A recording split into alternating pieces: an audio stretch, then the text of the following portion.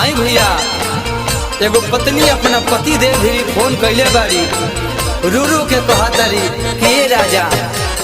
कबान घरे रउआ असरे में हम खाल बानी ट्रेन गाड़ी रोड सब देखतानी सबके बोलम आ गइले ए राजा रउआ कबान घरे आ जाए बात समझी ए राजा चाही के तो चल गोइनी आइब कौना दिन के आइब कौना दिन के हो आइब कौना दिन के चाही के तो चल गोइनी आइब कौना दिन के आइब कौना दिन के हो आइब कौना दिन के कैसे कटे दिन राजा यमुरी पगिन के कैसे कटे दिन राजा यमुरी पगिन के चाही के तो चल गोइनी आइब कौना दिन के आइब कौना दिन के हो आइब कौना दिन के कैसे कटे दिन राजा यमुरी पगिन के कैसे कटे दिन राजा यमुरी पगिन के जने कर दिया ये तना बहाना निको लगे नहीं हमारा खाना कि भले रउआ चले आई राजा जी कि भले रउआ चले आई राजा जी कि भले रउआ चले आई राजा जी कि भले रउआ चले आई जने कर दिया ये तना बहाना निको लगे नहीं हमारा खाना कि भले रउआ चले आई राजा जी कि भले रउआ चले आई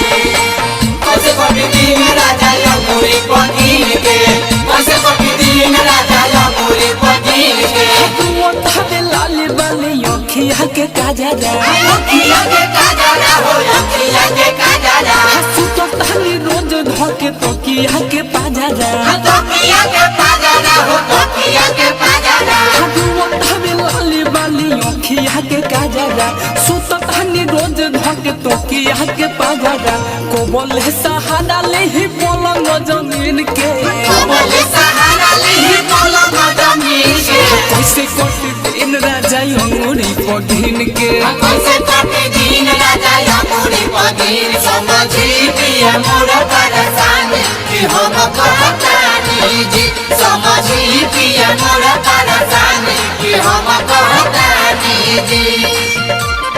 कैसे कटे दिन राजा यमुरी पगिन के कैसे कटे दिन राजा यमुरी पगिन के छोड़िए के चल गइलो हमारा के झांसी हमारा के झांसी हो हमारा के झांसी काहे कोरो तारो पिया हमसे बदमाशी हमसे बदमाशी हो हमसे बदमाशी छोड़िए के चल गइलो हमारा के झांसी काहे कोरो तारो पिया हमसे बदमाशी चक्का जाम होइल बाटे हमारा मशीन के चक्का जाम भइल बाटे हमारा मशीन के कैसे कटे दिन राजा यमुरी पगिन के कैसे कटे दिन राजा यमुरी पगिन के हमरा मनवा के धरी ललचाई कि भले रउआ चले आई राजा जी कि भले रउआ चले आई राजा जी कि भले रउआ चले आई राजा जी कि भले रउआ चले आई निया नायक दिया रघुराई हमरा मनवा के धरी ललचाई कि भले रउआ चले आई राजा जी कि भले रउआ चले आई कैसे कटे दिन राजा यमुरी पगिन के